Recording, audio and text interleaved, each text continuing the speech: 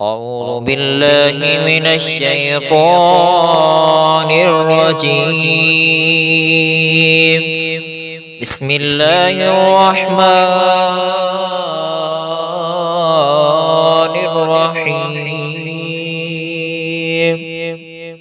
إذا زلزلت الأرض زلزالها وأخرجت الأرض أثقالها وقال الإنسان ما لها يومئذ تحدث أخبارها